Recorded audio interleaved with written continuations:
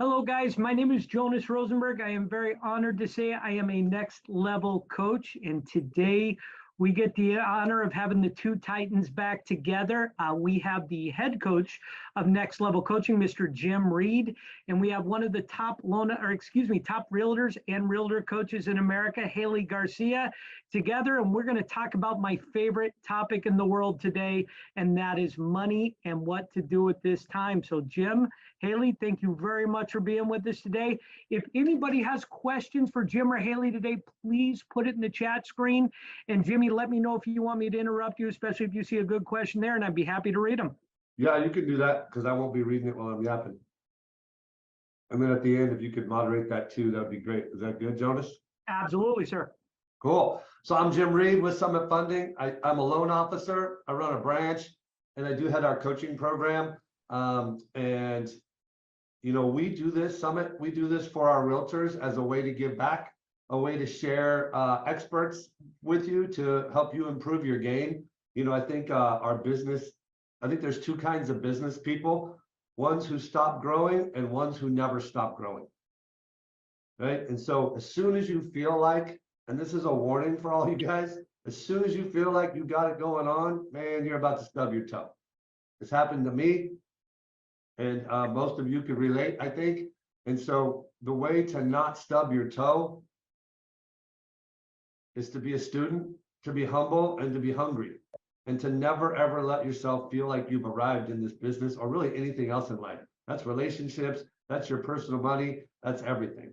So our topic today is profit and loss. So I called my friend Haley, who is one of the best, most professional realtors I know. And there's a different skill that she has, and that's being a businesswoman. Business person. I'm not sure what the right pronoun is these days. That's a good job. You can call me anything. It's fine. So thank you, Haley, for joining us. I'm going to start off, and then in a little bit, I'm going to turn it over to Haley. But I want to cover some basics about today's topic, and to give you some things to think about. Oh, wait. And if you're around and you're yapping, you should probably mute yourself. And No. here's the rules. Can you hear me? If you hear me, mute yourself. Then Rebecca will Become try to- more space here. So, Yeah. you all over it, Rebecca? Okay, good. Yep, I'm working on it. Yes. Mute yourselves. For questions, use the chat and have something to take notes on. Just people not focused makes me think of my biggest frustration and pet peeve in the world. Spend time working on your business, but don't write anything down and don't do nothing after. That's my biggest pet peeve.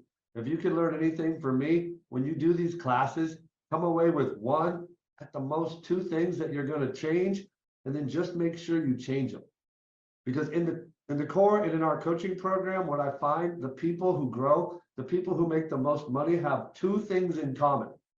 Two things. The first thing is they interact with a high-level peer group. Like they got friends who are top producers. They talk to them all the time. They text with them. They invite them to their house. They try to go on vacation with them. They hang out with other people that do a lot of business. And the second thing is they just are speed to implement. They don't worry about whether it's right or wrong. They just implement it and then they figure it out. So if you can learn two things today, that would be the two things I would encourage you to honestly believe me about. You are who you hang out with. My dad wasn't wrong. And nothing comes to those who wait. God wasn't wrong. You got to implement. So, what is our topic today? Our topic is P&L, profit and loss for your business. So I always think about a profit and loss like this. I hate it. It's super detailed. It has to be accurate. So it takes some time. But then I think about it like one of my coaches taught me is, Jim, how many hours a week do you work? I said, about 50. I'm a solid 50. Sometimes more, sometimes a little less, but for sure 50. He's like, great. So how many weeks are in a month? I said 4. He goes, no, actually, it's a little more than 4. So you actually work more than 200 hours a month on average. I'm like, okay, I agree with that. He's like, how much time do you spend on your business money? I'm like, none. Not at all. I let someone else worry about that. Pretty stupid, right? 200 hours. And he's like, well, why do you go to work? And I'm like, well, what do you mean? He's like, well, why do you go to work? And I'm like, because I have to. To feed my kids. And he's like, huh, is that all? I'm like, yeah, that's not going to work so hot. So you need to know, why do you go to work? So I changed my why do I go to work. So you should all write down real quick right now, why do you go to work? Write it down real quick. I'm an interactive kind of public speaker guy. I don't really enjoy lecture. So write down in your little group why you go to work. Now, I would love to share and go around, but I don't know really how to do that today. Maybe next time I'll figure it out. Haley, why do you go to work? I go to work to make money, save money, and create opportunities for others. Make money, save money, and create opportunities for others. Wow. The last one snuck in. The last one was the home run. The last one was the home run for her. So for me, I go to work. I used to go to work to save a bunch of money to give it to my kids. Screw my kids. They gotta go make their own money. I'm gonna ruin them doing that. So I ain't doing that no more. I go to work on my wall right here. It says my purpose. Where is it? Right here. It says my purpose. I feel successful when I influence those around me to grow and when I take care of as many families as I can at a high level. That's why I go to work. And at the end of the day, the third reason I go to work is security. I want to feel secure. I want to have choices. I don't want to feel so much pressure when the market turns. I don't want to be in panic mode. I don't want to be scared. Now, I've been through 3 of these major market turns, and I wasn't ready for the first 2. And I was panicked, and I was scared. So how were my decisions? Were they good decisions, or were they not so hot? They were not so hot. So you have to spend a couple, 3 hours a month of your 200 hours working on your personal family budget and your profit and loss for your business. So that's what we're doing today, and that's why we do it. Some people talk about exit strategies, but I want to show you something about saving money. So Rebecca, hopefully I'm getting blurry. Now I'm gonna have to exit and got back on because my camera stinks. You're gonna say Try touching it and then coming back. It might just need to like I might need to come back. I'm gonna keep yapping and then I'll even come back once I turn it over to you. So Okay. Rebecca, can you share your screen with my little handout? Hopefully it works. There it is. I don't know if you can make it the whole screen or not. It doesn't really matter. Don't worry about it. So here's how savings works. So you're working 200 plus hours a month. You are running a business because you're a realtor. You're not really paying attention to your P&L. You're not really saving enough money for taxes, or maybe you are. You get so busy day to day, you know, the whole I live one day at a time thing. I think it's a great way to get through life. But I think for a small period of time, you do have to think about the future. So here's a crazy chart that I double checked with a calculator to make sure it was right, and it was right. So there's 2 people on this savings calculator. This is why you need to do a profit and loss. You need to do a profit and loss so you can save money, so you can have security. And you got to spend time doing it. So here's 2 people. There's the girl. Girls are always smarter. She's in green. She starts at age 25 and she sets aside $5 grand a year in savings. That's $420 a month. It's not very much money. $420 a month. And she saves it for 10 years. And after 34, she stops saving for the rest of her life. And then at the age 65 in retirement, how much money does she have, Haley? $787,000. That's pretty good. Pretty good. Imagine if she saved a grand, like $1 grand a month. Imagine if she saved 12 grand. I should have done that chart. I'll bet it's $2 million. It is. Yep. So the knucklehead guy, he spends all his money on boats and trucks and gas and jet skis. That was me when I was young. And he starts saving at 35. That was me in real life. So he saves the same amount of money, but he saves for 30 years and then stops saving. He doesn't ever stop saving. He stops when he's done. How much money does he have? $612,000. Now, I used to think like this. I'll start saving money. I'll start paying attention to my money when I get a chunk. When I make more, then I will. And it just doesn't ever work. No. You have to, even in the tough times like right now, you have to pay more attention, make the necessary cuts, and do whatever it takes to save a little money every month as early as you can. You got to invest it and you got to leave it alone. You have to. You never ever get to touch it again until you're 65. And even then, I don't really want you to touch it, but we can talk about that later. So you can stop sharing the screen now, Rebecca. Thank you. So it's super powerful. The later you start, the more you have to save. The earlier you start, the less you have to save. So we have to find a way to keep more of our revenue from our businesses, which I'm going to turn it over to Haley in just 1 minute. And that's the key thing we want you to get out of today. Here's what to watch out for. Comparing yourself to other people. Comparing yourself to others that don't really have the results that you want, and choosing a mentor who seems like they got it going on, but it's all really smoke and mirrors in the shell game. You got to pick someone to follow and make them prove their results to you. Make them show you their bank statements. I've seen Haley's, they're big. So with that, what I asked Haley to do today was she came up with a new form for her profit loss and the way she teaches it. She's part of a little group that does some realtor coaching. What's it called? It's Realign. We It's do Realign. small So group coaching. she's highly pursued coach, but she's also lucky for me, personal friend of mine. We grew up in the business together. For some reason, she keeps doing me a lot of favors. So thank you so much for doing that. I really appreciate it. Thanks for having me. Of course.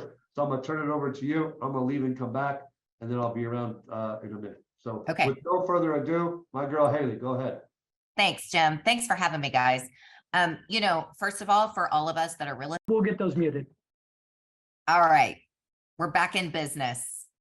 Okay, everybody. So I'm Haley Garcia, and before we look at, yes, Jim, we're back. We made it. If you are a real estate agent and you're here for this, obviously we all know, I can say this because I am one of us. We don't like to look at our money or talk about our money. What we like to do is talk about all the millions we've sold, right? Let's just call it what it is. So I'm just going to give you guys just a 2-second background of me. So I was the girl that at age 18, I called a financial advisor and asked them to teach me about money because I was raised by parents that lived paycheck to paycheck. And I saw them struggle my whole life and said, I'll never do that. So at the age of 18, I started investing $50 a month. And that was literally all I knew. It was just, I'm going to do what this financial advisor tells me to do. And I started selling real estate when I was 21. And that was 24 years ago, guys. So along the way, I very much like Jim have gone through a lot of these different dips that we're in right now. And many of them was not prepared, was not tracking my money, was really excited if I had $3,000 or $4,000 in the bank. Also was driving my Mercedes in the beginning. I mean, I was your typical realtor, right? That's just what we do. We start out, we've got to build a brand, we're blowing and going and talking about all the millions that we've sold.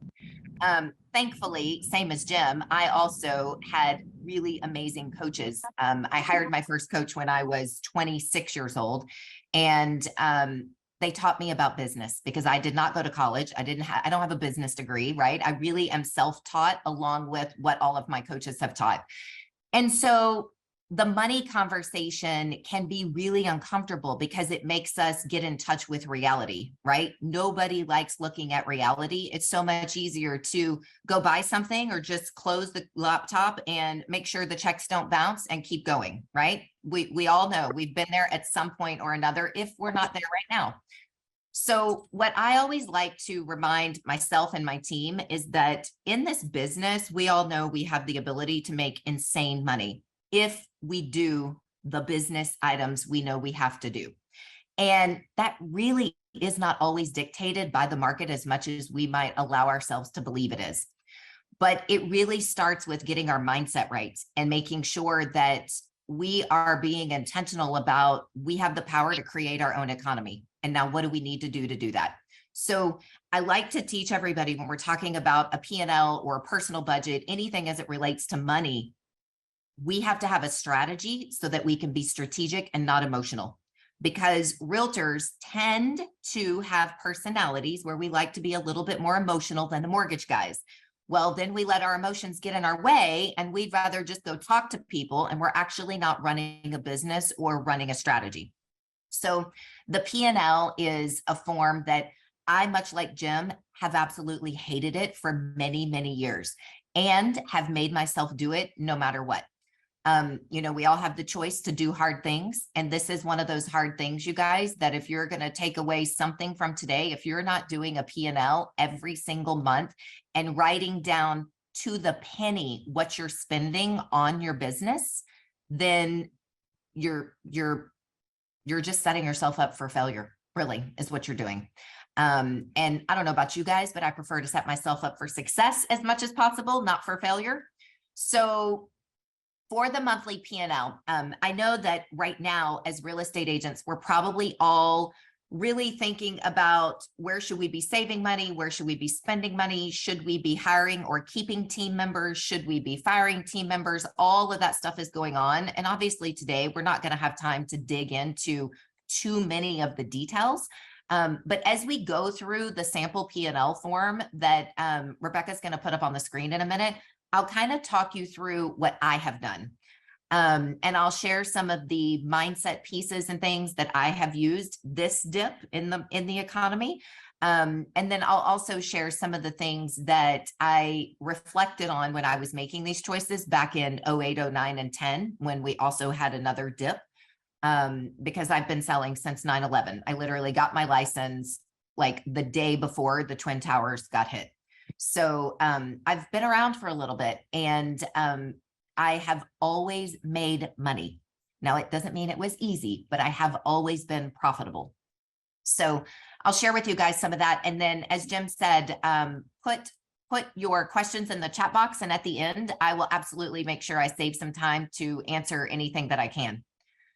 So on the screen, you guys see a sample profit and loss.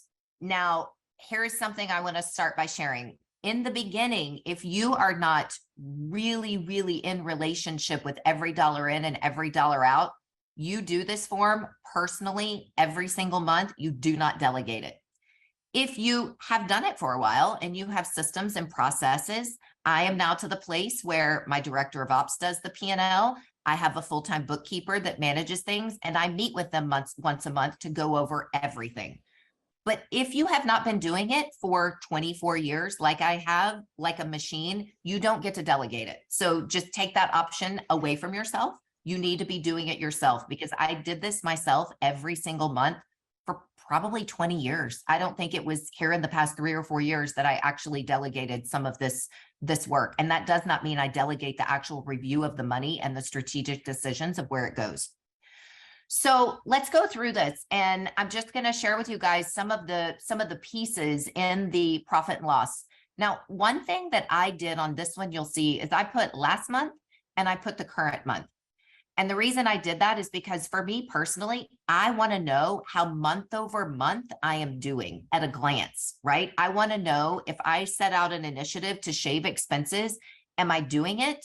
Are my expenses going up?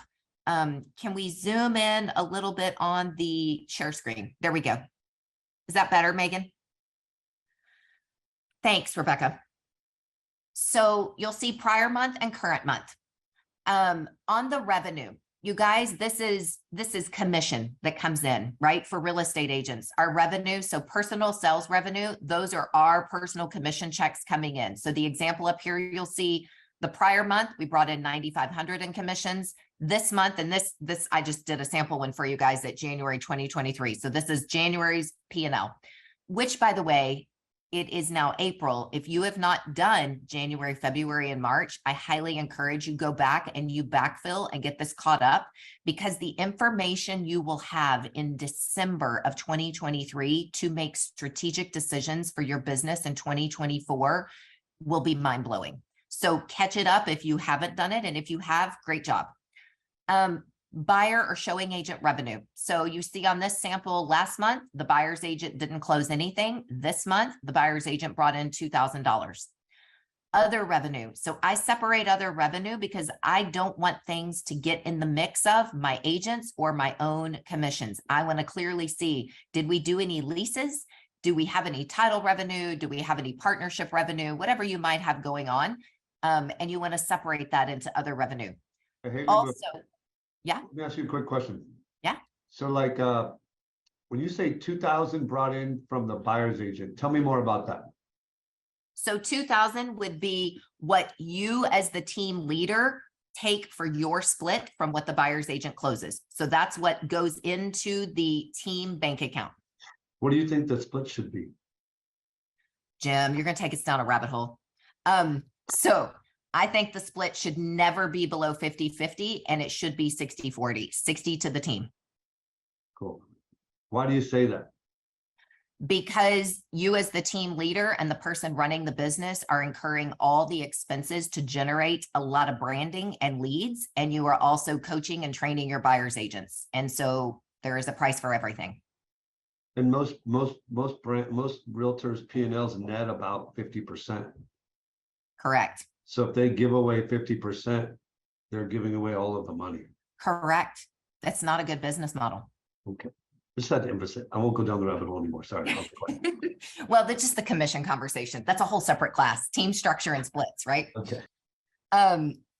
Interrupt me anytime, Jim. It's all good. You might have really good questions that I'm not thinking of. So here, your total revenue, that's your commission in, right? So that's all the profit that you bring in as a gross number. So this month we brought in 14,500. Last month we brought in 10,000. So straight out of the gate, you guys, how does looking at this month versus last month make you feel? Motivated, right? There is a reason. Now, what if it was reversed? Well, you better light a fire, right? Because we can't be going down. The goal is to only go up. So that's where I really think seeing last month versus this month, it's a motivator, whether it's positive or negative information, because now we know where we need to be more intentional and focus. So when it comes to reoccurring monthly expenses, again, you guys, this is a sample. You can create this and you should modify it and make it as personalized as possible. But you'll see over here, I've got advertising. Now, on my personal P&L, advertising is broken down into very great detail. So Jonas asked me the question before we started, where is the biggest place that you've cut? Well, it's been in my advertising. However, it's strategically been in my advertising because I track my return on investment for every single piece of advertising that I do. I have advertising that is for branding only, that does not generate leads, and I have lead gen advertising. So where do we think I cut my advertising budget, Jim, when it came to the market is shifting and I need to make cuts? Branding. Yes. So everything for branding, totally gone, which included big 2-page magazine spreads, all that kind of stuff where people see me all the time, gone. And what do you think I did knowing that I was cutting those advertising branding pieces? Well, I went back to my calendar and I said, okay, where does my personal face and mouth need to be in order to make up for the magazine branding that I'm cutting? So I added back in several big events and community places where I have to go kiss babies and shake hands, as we were saying earlier, in order to make up for what I just cut. So when I make cuts, I do it very strategically, you guys. Is it, there's the big question of, is this piece of advertising or this business expense driving leads, or is it branding? And you've got to know that information in order to make those decisions. So I actually cut my advertising budget by 30%, and that was October of last year. And Jim asked me if it has affected anything in my business so far. Has it affected anything in your business so far? No, only the bottom line, which has gone up, which has been really great. I think what you just said was unbelievably, totally that's the whole class. What to cut. And when I was sitting here listening to you, I'm like, what Haley's really good at is being highly active and highly visible. And I think sometimes real estate agents don't believe and lenders don't understand that when we chose this job, That's what we chose. Yeah. Package. Oh, hello. Yeah, it's a package. I don't know what that We are- meant, we but are yes. definitely a package. Yeah, no, you're right. And you know what I'll add to that, Jim, is all of us have had to keep our mindset on the positive path, right? We've all been going through this change. And for me, what I know about myself is that if I'm forcing myself and filling my calendar to be in front of people that matter and that know me, like me, and love me, that is also fueling my positive mindset to push through the hard times. And it has worked. Does it mean I'm not a little bit extra exhausted? No, I am, because I'm double timing all my FaceTime. It's exhausting. And it's what my business requires of me right now. And I am not of the faint of heart. I'm going to do it because we will win, period.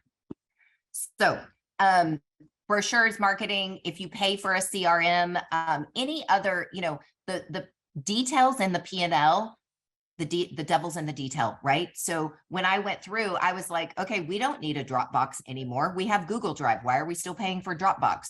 We don't need to do this extra piece of gifting. We can do this gifting. It's a better budget saver, right? Like all those little things, which you only learn when you're looking at it on a regular basis. And I will admit, when I sat down to do the review of where to cut, I saw a lot of things that through the COVID timeframe, my bookkeeper and my ops manager, they were just paying. I wasn't paying as close of attention as I should have been because I was cutting things and going, oh my gosh, I can't believe we're still paying for this. We don't even use it. What are we doing? So it doesn't matter how long you've been doing it. There's always refinement to happen.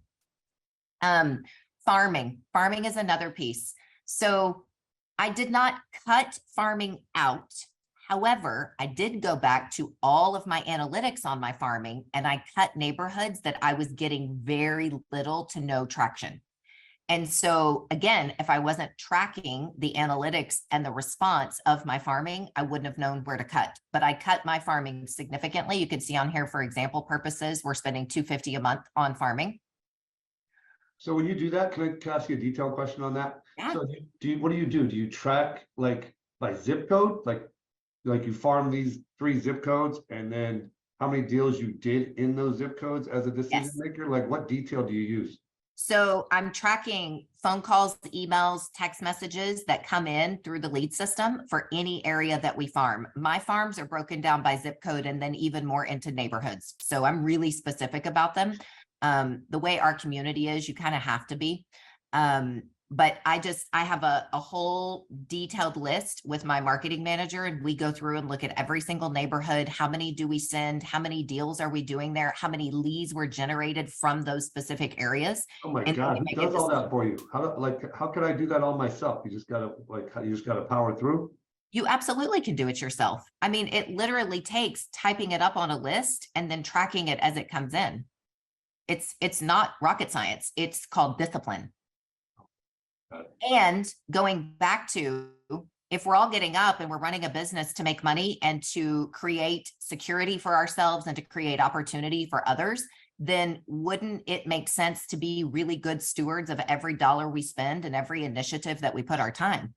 So tracking is essential to running our business. Cool. A couple of places I did not cut. I did not cut my happy hour. However, I did go from monthly to quarterly. So you'll see on here, we have an example of a happy hour. I think in times like this, we definitely can go to quarterly happy hour. Personally, that's what I think, because I'm making up with it with phone calls and I'm also going to leveraged events. So, you know, when it comes to cutting things on the budget, I would think about, are there any nonprofit events that you can tag team off of and use them as a client event? I currently am doing that, and it's really a win-win because we're bringing publicity to the nonprofit. The clients are super happy to come, and it's an event that I'm not paying for or having to host. So you just have to think strategically about how can we use our investment for the best and also still continue to give back and take care of the clients. On here on this P&L, you see photos, website. I just want to add that if you are, I'm a big listing agent, and we all know as realtors how much money we spend on listings, right? It is a big investment to market our listings, signage, photos, videos, brochures, all the things we do for the listings. I have a separate mini P&L that I run for every single listing. And so the P&L as a month shows my high level totals. But if you are a big listing agent, I would highly recommend you do mini P&Ls on your listings so that you can make strategic decisions. Because you know what I did, Jim, at the end of last year? I called all the vendors that serve all my listings and said, guys, times are getting tough. It's time we pull together. Last year, by the way, I paid you $150,000 for photos and videos. This year, I need you to give me a break. What kind of packages can you give me? And every single one of them negotiated new package prices for me. Wow. But I wouldn't know to do that if I wasn't tracking the numbers, right? So case in point, you've got to really get detailed about running your business and where you're investing the dollars. I mean, that, like, all that stands out for me when I hear you talk is the sales skills that we have to do business are so different than what you're talking about, in my opinion. Like, one's personality driven, charm driven, like motivation driven, and the other is like slowing down, being detailed, thinking like a business person, renegotiating prices. But man, when you can do both, man, you can make a lot of money in this business. Well, and you're right. And I wasn't naturally wired to do both. I have taught myself and have been taught by mentors and coaches to do both. So I don't think it's something that if you feel you're not naturally inclined to be both the visible mouth of the business and also the business brains and the money tracker, it's like, well, forget it, go get a different job. I think you have to really get disciplined and teach yourself and ask yourself, why are you doing this? And then don't negotiate with yourself, right? You make a decision to run a business, you make a decision to sell houses and take care of families, then this is what you do, period. Nice. There's many days that I don't love doing either end of the job, but I do it because I'm not going to negotiate with myself for the higher level goals and purpose that I know I'm working towards. So rent, rent is also something. I don't know if all the agents, have office space, if everybody's working from home. That is something that I would add and say it is very important for you to think about. Don't just vacate all of your office space and have everybody work from home. Because if you have a team and if you are a person that really gets energy from being around other people, do not isolate yourself in this type of market, right? We need to continue to be around people. So you need to personally assign the value to every single thing on this list for you personally and for your business. Rebecca, could you scroll down for me? So thank you. So what you see here, subtotal on the miscellaneous expenses, last month we did 4720. This month we did 5125.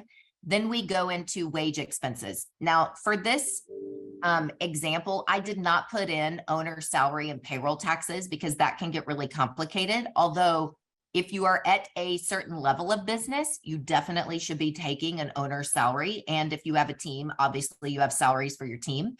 For this one, I kept it basic.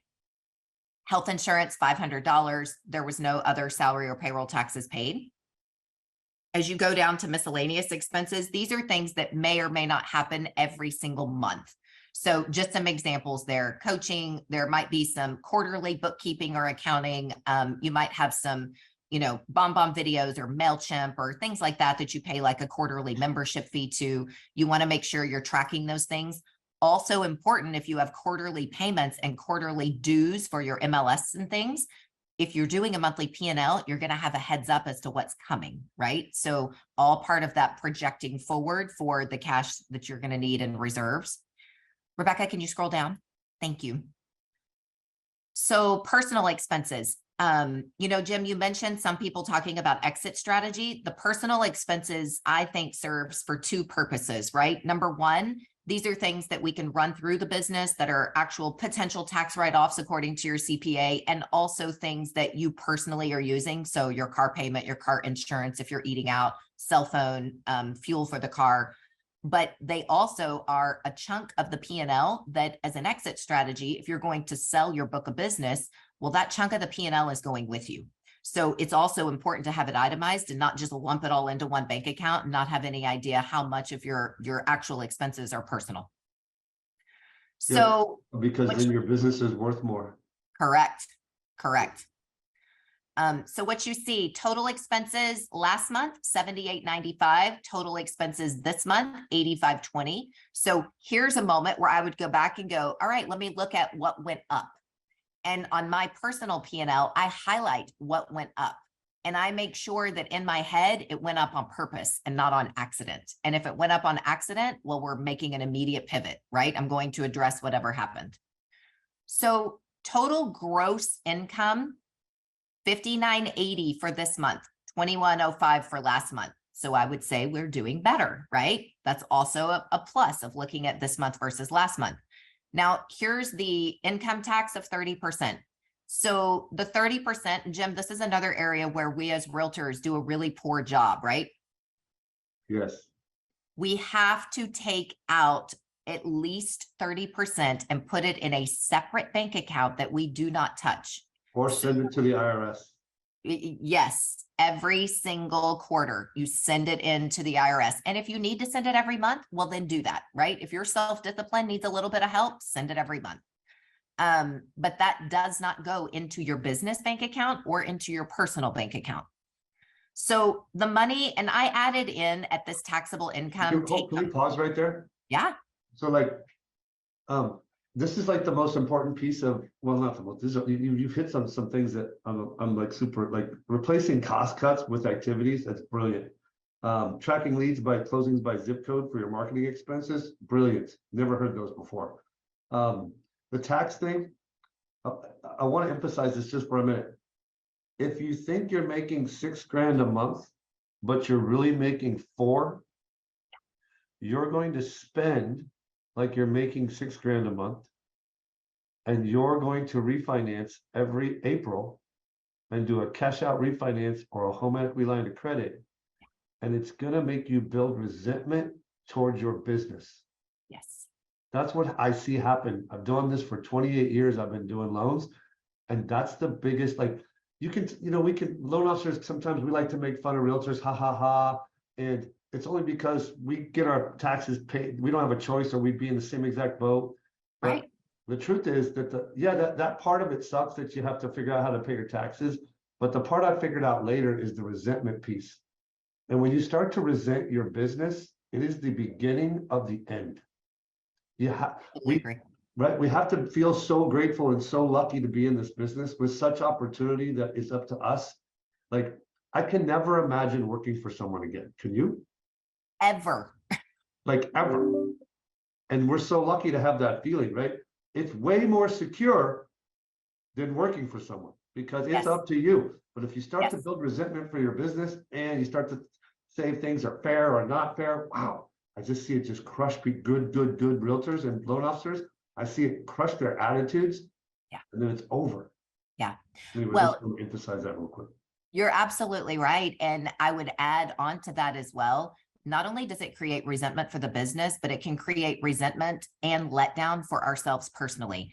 And when you are in a business that takes a lot of your personal energy to drive it and to connect with other people, if we are super down on ourselves, how much of that actually affects our lead gen and our relationship building that then fuels the business. So you get stuck in this real negative spiral.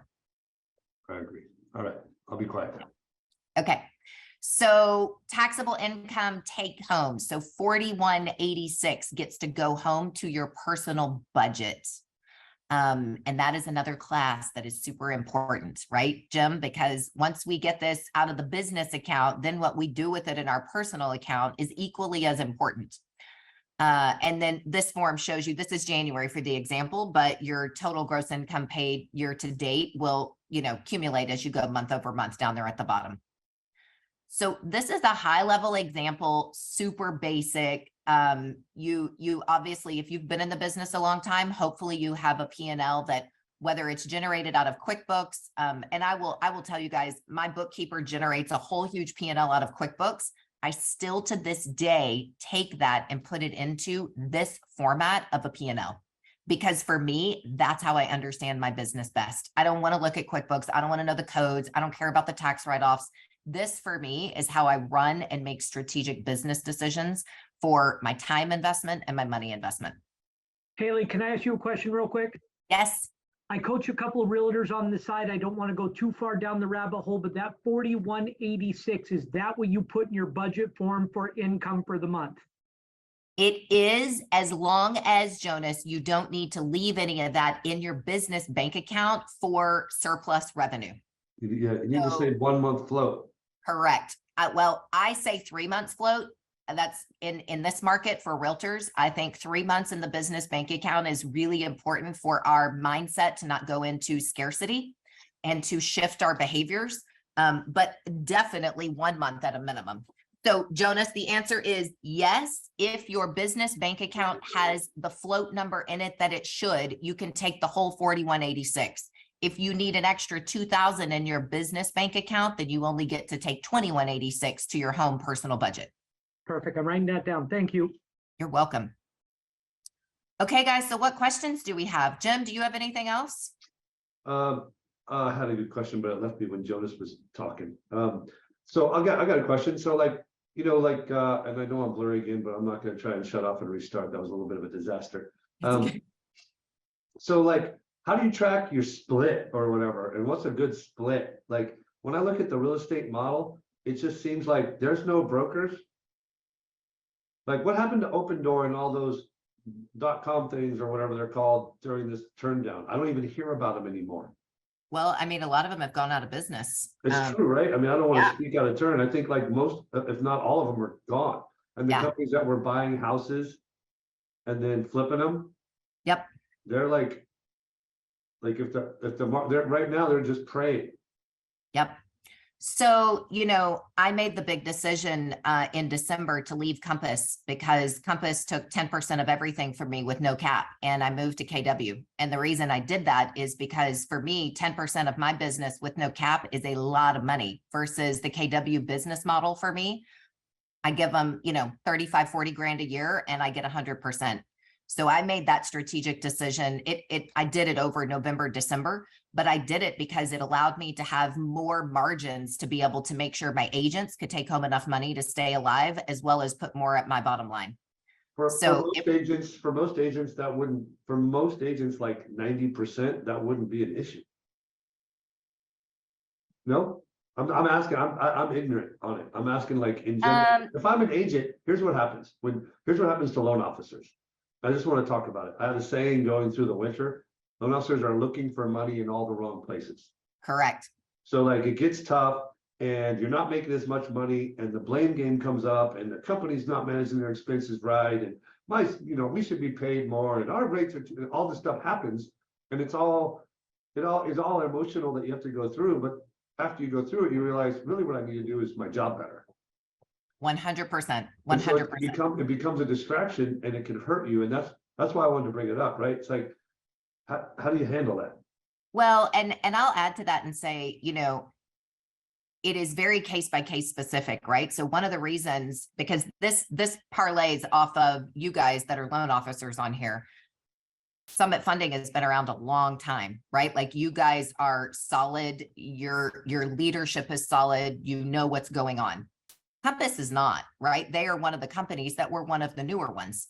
And I was one of the founders. I know Robert Refkin, so I was in at the very beginning. And there's great things about them, right? I'm not downplaying what they have done and what they built. But for me personally, going to a company like KW that also has a strong foundation and really good roots and has a great culture to get me and the team through the storm added a lot of value to me. You guys at Summit do the exact same thing and you have that culture. So I think it's really important for every single person, whether we're an agent or a loan officer, to ask yourself what really matters, because jumping to the shiny penny where you might save a few dollars is definitely not the answer right now. Staying where. Yeah, I agree. Someone just asked how many realtors are on, how many like agents are on your personal team? So I had 7 in January and I have 9 right now. And how much are they're by, obviously something's happened. Don't forget the survey. Okay. There's going to be a survey at the end. Rebecca's going to throw it on the screen and you shoot your fancy barcode. What's it called? The little square thing. QR code. QR QR code. code. QR code. And we need your help on a survey. I know we're gonna run out of time, so I wanted to say that real quick. So you have 9, and if you have 9, my guess is 3 of them stink, 1 or 2 of them are really good, and there's a couple in the middle. Correct. And I have strategically hired them because I need open house man. I have a bunch of leads coming in from a big developer builder deal. Like I've strategically hired each one of them and then put them into a coaching program based on their level of expertise. Also important to note, every single one of my agents, including the ones that have been with me 8 and 9 years, are on a 60-40 split with 60 coming to the team, and nobody complains. And So the only Haley way you would- can do that is through really good leadership and structure, right? So, I had a question I was gonna get to. Oh, it left me. Jonas, other questions from the chat? Yes, sir. Haley, on that note, one of the questions is, what is your metric for hiring team members? And do you advise shared team members to get support sooner in a realtor's business growth? I'm not sure I understand the question. So metric for hiring team members for agents or admin would be the question. So how Mark about Manthei, like can this? you clarify for me, please? And I'll re-ask it, but the question, Let Oh, me go see if ahead, I can Jimmy. take a swing at it, Jonas. So like, I think an agent, like an independent agent, a 1-person agent can do, I wrote it down because I knew this question was gonna come up. So I think they can do 25 to 35 sides a year by themselves, 50-hour work week, 1 full day off a week. Depending on their volume, like the average sales price and how fancy the clientele is, it's 25 to 35 sides a year. And that's what you should shoot for before you really start considering hiring people. And then once you fire your first hire, and Haley's nodding, so far she agrees. If she doesn't, she will tell me. Your first hire is a full-time executive assistant. So like someone who does all of the busy work that they can possibly do. So you get to stop doing some of the busy work and sell more. And that team can do, 30 to 55 sides a year, depending on, again, the sales price, the clientele, and the area. And then after that, you hire a showing agent or a buyer's agent is the term everybody uses. But the most profitable margin team is a 3-person team doing about 60 to 80 sides a year with a really good executive assistant and someone who's running around showing property and helping you make an offers. That's the most profitable. Do you agree with that? Yeah, I do on a high level. Well, then you got to answer more because now they're wondering. So go ahead. Well, I think it's really hard to define what the most profitable is when you don't know the nuts and the bolts of price range, close ratio, how much is being spent on lead gen. Yeah, fair enough. All that Least stuff. expense towards payroll. How about that? Because once you start doing true buyer's agents on splits, that goes way up. It does. And I just saw the question. No, I do not have any agents on salary. My only salary people are my admin. So I have a listing manager, I have a transaction coordinator, I have an ops manager, and I outsource everything else. For years in coaching programs, they taught salaried buyer's agents. And it is a great idea. Idealistically, it's like getting out of college and thinking the world is fair. It's a great idea, Yeah. But it ain't reality. And No. so you're not going to hire, you're not going to, like, you may be the one who found someone, but we haven't seen it replicatable. Nope.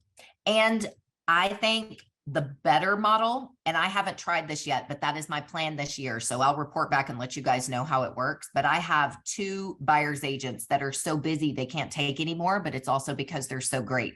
So we are hiring them assistants that will be showing assistants, but they're really junior, young, hungry showing assistants to open doors.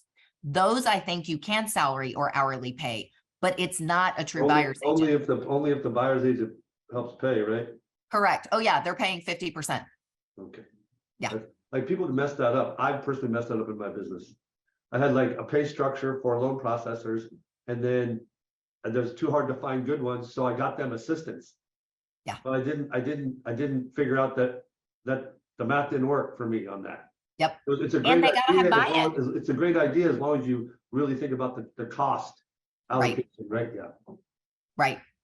Which, going back to the P&L, is why you have to really be running a tight P&L and understanding the purpose behind every one of your expenses and your decisions.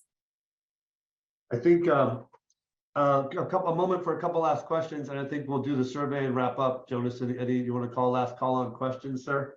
Perfect. If anybody has questions, please pop them in the chat screen. Or you could And unmute please make yourself. sure you get those surveys done for us at the end. Yep, and you could unmute yourself and ask it, but you know, even Jim? I wasn't very excited about this class. I swear, I'm not, but I have totally learned 3 things to take back to my realtors. So it is always a pleasure and a treat when you get to join us, Haley. So thank you so much. I always knew you were smart, but I keep forgetting how smart you really are. Yes, Jonas. Thanks for having me. Jimmy, Yeah. I think somebody was trying to ask you a question. Was somebody trying to say Jim there? I was, Jonas, it's Blake. I had a quick question from our group regarding what percentage of revenue goes to marketing, or is there a general, kind of recommendation there? That's the only thing I would add to your P&L, Haley, is basis points, percentages down the side. On my personal one, it's there. I just didn't put it on the sample one because I didn't want to make it too complicated. On my personal one, the percentage of marketing is max 10%. And right now I'm trying to keep it at 7. And what do you think a normal net is for a realtor? Like 50%, 40%, 60%, like for real?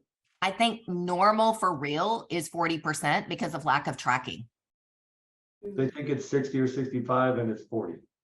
I hover at 62 to 65, but I think in normal realtor mode, it's at best 40.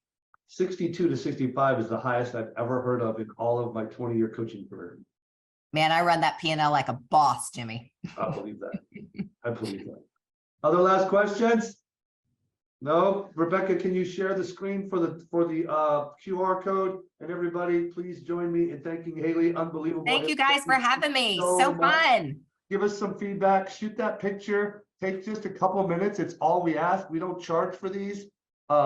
We do this. We organize this as a company. Jonas leads the charge as a personal favor to me and to our coaching students to help our realtors with some real authentic education and some guest speakers who, if you haven't noticed, they don't try to sell you anything. We don't bring people on here who are trying to sell you anything. We bring people on here that I know personally have proven results to share, so you can take a piece of Haley's business and make it your own, and next month take someone else's piece and build your business the way you want it. So shoot that QR code, take a minute and fill out that survey. And we just want to thank Haley one more time and thank all of you. Now go get some business. See you guys. Thanks, guys. See you later. Great job. Guys, as you're doing the QR code, don't forget the Lunch and Learns are the 3rd Tuesday of every month, and we will have our announcement for the next month, for the month of, where am I? Month of May speaker, 3rd Tuesday of the month. Haley, thank you so much for your time. We are really honored and really appreciate you. Thank you, Jonas. Great to see you. You guys have an awesome rest of your month. Bye. Great to